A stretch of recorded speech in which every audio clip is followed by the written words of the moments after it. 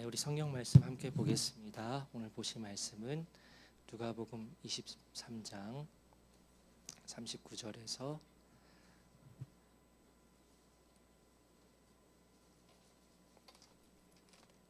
43절입니다.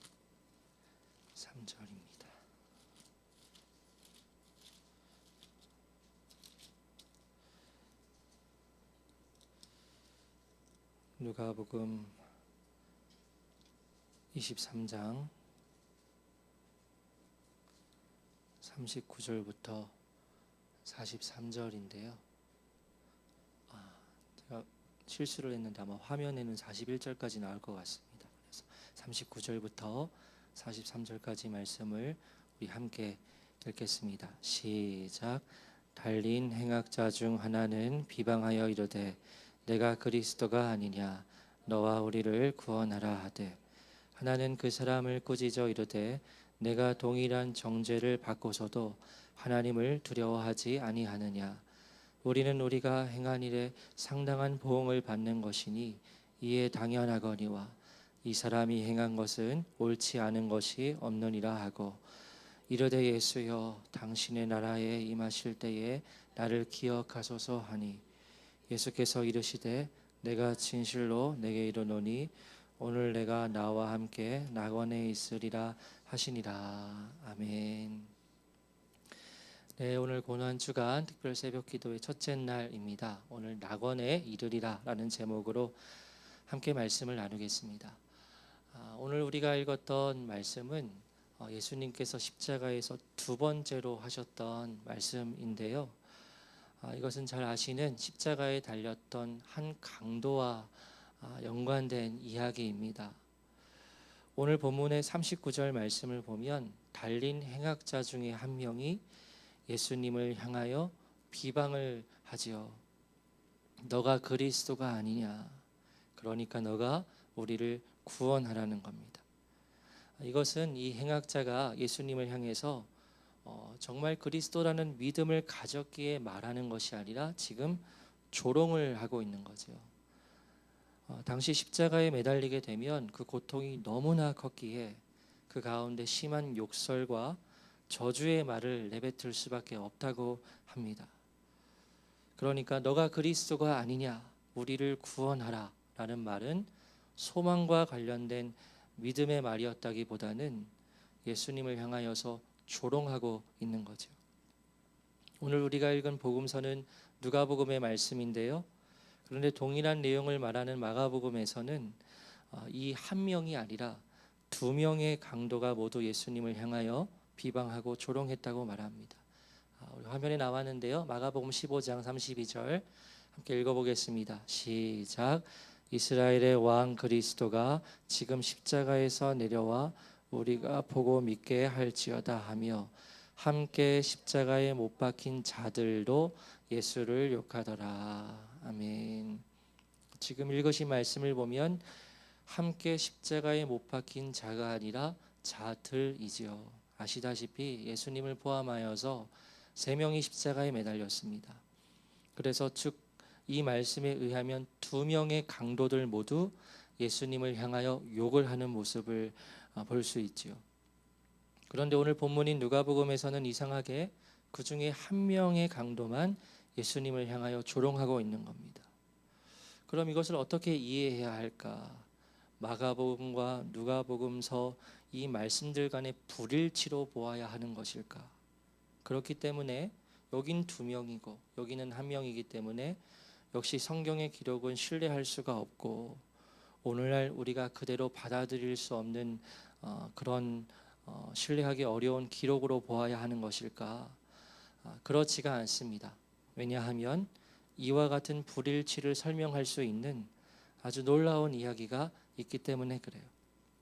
다시 본문의 이야기로 돌아가면 강도 중에 한 사람, 행악자라고 누가가 기록하고 있는데요. 행악자 중 한 사람이 예수님을 향하여 조롱하고 비방할 때 40절 말씀을 보면 다른 한 사람이 그 사람을 향하여 꾸짖습니다.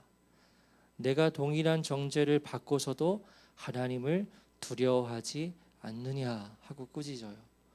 그리고 계속되는 41절 말씀을 보게 되면 우리는 우리가 행한 일에 상당한 보응을 받는 것이니 이에 당연하거니와 이 사람이 행한 것은 옳지 않은 것이 없느니라 라고 말합니다. 여러분, 지금 이렇게 말하는 이 행악자도 십자가형을 받고 있는 중에 있습니다. 그 한 번의 들숨과 날숨조차 쉽게 내쉴 수 없는 그 처절한 고통 가운데에서 이 행악자 중 한 사람은 어떻게 이처럼 반응하고 있을까요? 그리고 아까 말씀드렸던 그 마가복음과의 불일치와는 어떻게 조화를 이룰 수 있을까요?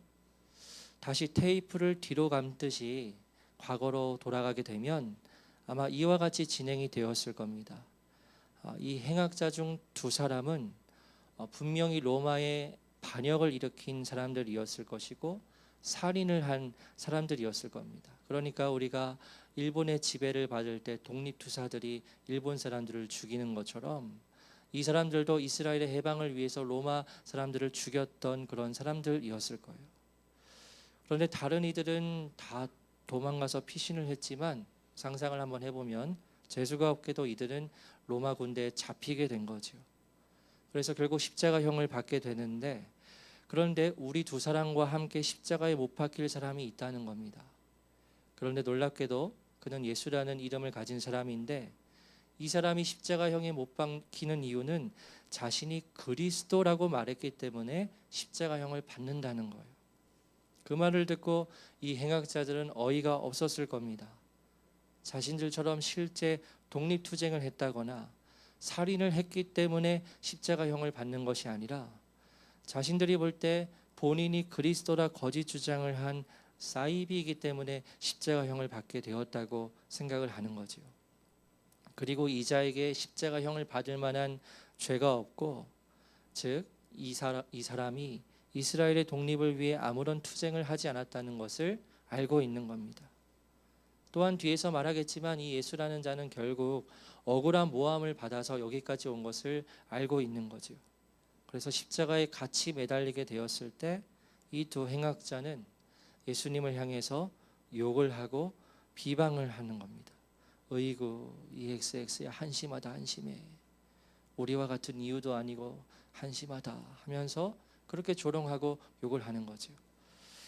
그런데 그때 십자가에 달린 이 예수라는 사람이 자신들도 똑같이 받고 있는 그 처절한 고통 속에서 한마디를 입에서 내뱉는데, 그 말이 아버지 저들을 사하여 주옵소서, 자기들이 하는 것을 알지 못함이니이다 하고 말하는 겁니다. 그 말을 듣게 된 행악자 중 한 사람이 어마어마한 충격을 받게 됩니다.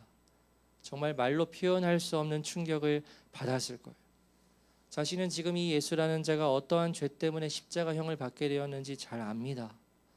대제사장들이 이 예수라는 사람을 시기하여서 빌라도에게 넘기고 죄가 없는 이 억울한 십자가형을 받게 되었다는 것을 잘 알고 있었습니다. 그래서 조롱을 했지요. 그러면요, 그렇게 억울하게 십자가에 매달린 사람이라면 이 사람이 어떻게 반응을 해야 하지요? 자기들보다 더 분노의 반응을 보여야 하는 거지요. 더 흥분해서 날뛰어야 하는 겁니다. 이 세상을 저주하고 대제사장들을 저주하고 빌라도를 저주하고 자신들을 못 박으라고 외친 이스라엘 백성들을 향하여 저주를 해야 하는 겁니다. 그런데 전혀 한마디의 말도 내지 않다가 천천히 또박또박 내뱉는 첫마디, 아버지 저들을 사하여 주옵소서, 자기들이 하는 것을 알지 못함이니이다.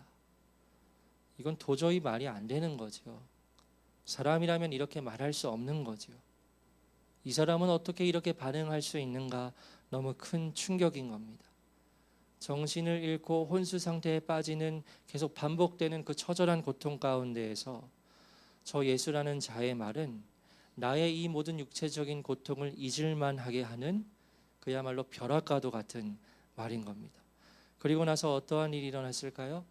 이 행악자는 자기 자신을 돌아보게 되는 겁니다. 민족 해방이라는 정당하고도 정의로운 대의 명분을 가지고 살인과 폭력을 불사했을 수도 있고, 아니면 자기의 이익을 위해서 타인의 재물과 신체에 위해를 가하면서 살아왔을 수 있고, 아니면 어릴 적부터 부모 탓, 환경 탓, 사회 탓을 하면서 끔찍한 악행들을 저질러 왔을 내 죄로 가득한 내면을 마주하게 되는 거죠. 그러니까 나는 지금 억울하게 십자가형을 받고 있는 것이 아닌 겁니다. 저 예수라는 자의 말을 듣고서 내 마음속에 깊숙이 자리 잡고 있던 죄책감과 부끄러움이 일렁거리는 겁니다. 그리고 자신 때문에 죽어간 그 사람들의 눈동자가 아른거리는 겁니다.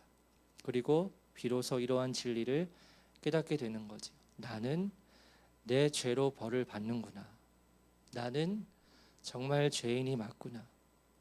이제까지의 나의 삶은 완전한 실패의 삶이었구나. 이와 같은 깨달음이 오늘 본문 41절 말씀에서 이제 표현이 되는 거지요. 우리 41절만 다시 함께 읽겠습니다. 시작.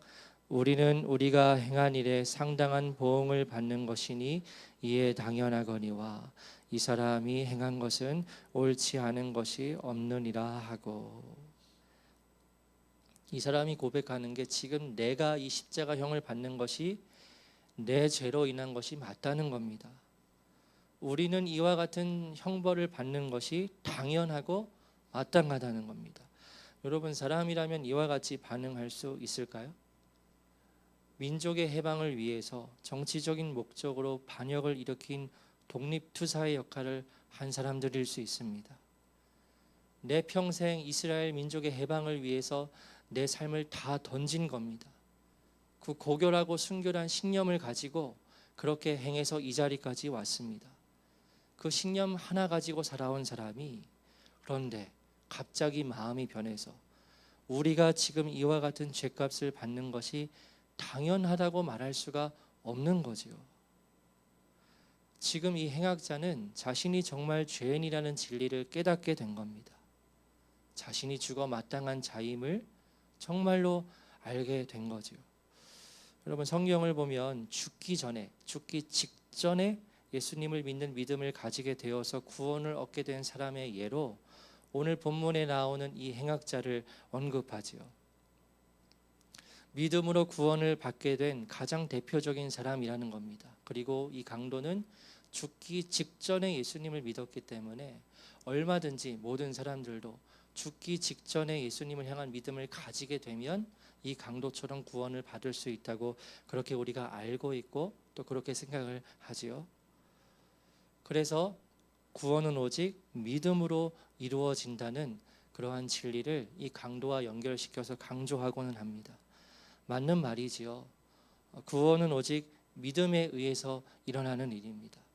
우리가 아무리 평생 동안 아주 끔찍한 악행을 벌였던 사람이라 할지라도 그가 정말로 인생의 마지막에 예수님을 믿고 의지하고 오직 예수님의 의를 구하게 되면 그 사람은 다른 것이 아니라 그의 믿음으로 구원을 받게 되는 거죠. 근데 여기서 우리가 기억해야 할 것은 여러분, 구원은 오직 믿음에 의해 일어날 수 있는 것인데요.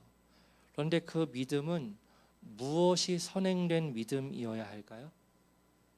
회개입니다. 그래서 이 부분에 대해서 빼놓고 이야기한다면 우리는 이 구원에 대해서 온전한 구원이 아니라 반쪽짜리가 빠진 가짜 구원을 말하고 있는 겁니다. 우리가 구원을 받는 것은 무엇이 선행된 믿음으로 가능합니까? 회개입니다.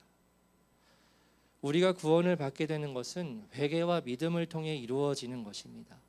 내가 정말 죄인이라는 자각을 한 적이 없다면 오늘 본문에 나오는 평생 동안 그 하나의 신념으로 살아갔던 사람이 그 신념을 포기하면서까지 결국 나는 죄인이었구나 하는 정도의 죄인으로서의 깨달음과 자각과 그에 대한 마음의 변화가 이루어지지 않는다면 그를 결코 구원을 받은 자라고 말할 수가 없다는 거죠. 아까 말씀드렸죠. 처음에는 이 마음이 변화된 행악자도 예수님을 향하여 비방하고 똑같이 저주하고 조롱을 했습니다. 그런데 예수님의 그 십자가 위에서의 그 첫마디를 듣고 이 행악자는 놀랍게도 자신의 죄인됨을 직면할 수 있었고 그로 인해 회개를 했으며 뒤이어 놀라운 마음의 변화가 일어나게 됩니다. 그래서 마음의 변화가 일어났기에 그 예수님을 향해 계속해서 조롱하는 그 한 명의 행악자를 향해서 꾸짖기까지 하지요. 우리는 우리가 죄를 지었기 때문에 이와 같은 결과를 얻게 된 것이다. 자신은 죄인인 겁니다. 올바른 신념을 위해서 달려왔다 하지만 그릇된 길을 걸어온 겁니다. 이 사실을 너무 늦게서야 알게 된 거지요. 이런 상황 가운데 이 행악자가 기댈 수 있고 소망을 가질 수 있는 것은 바로 내 옆에 계신 진짜 그리스도, 바로 이 예수님인 겁니다. 그래서 42절에 이와 같이 간절한 요청을 하는데요. 우리 42절 함께 읽겠습니다. 시작. 이르되 예수여 당신의 나라에 임하실 때에 나를 기억하소서 하니. 행악자가 고백합니다. 예수여 당신의 나라에 임하실 때에 나를 기억하소서. 여러분, 이 짧은 한마디에 이 행악자의 모든 신앙의 고백이 담겨 있습니다. 예수님을 그리스도이자 하나님의 아들로 믿는 겁니다. 그리고 또한 무엇을 믿고 있지요? 실제 하나님의 나라가 존재한다는 것을 지금 고백하고 있는 겁니다. 그리고 나 같은 자가 그 나라에 들어갈 수 있을지 모르겠지만 이제는 당신이 말했던 그 하나님의 나라가 실제 존재함을 믿으니 그 나라에 당신이 들어갈 때 나도 같이 들어갈 수 있게 해달라 요청을 하는 거죠. 여러분, 상대방에게 요청을 하는 것은 상대방에 대한 분명한 믿음이 있기 때문에 가능한 일이지요. 이 행악자는 자신에 대해 회개하고 돌이킴으로 분명히 구원을 받고 믿음을 가지게 된 겁니다.